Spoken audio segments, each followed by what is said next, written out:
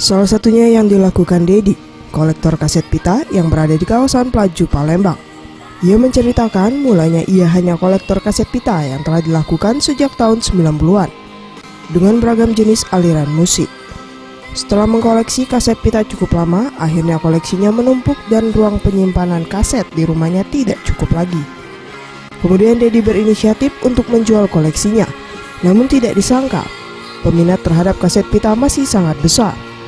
Untuk koleksi kaset pitanya, ia jual beragam, mulai dari Rp25.000 hingga Rp100.000.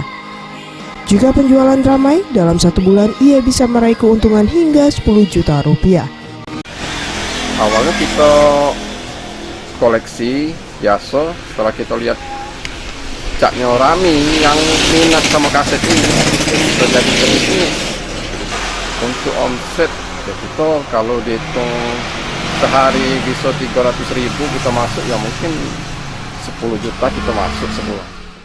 Anugerah Sandi Pratama, Sriwijaya TV.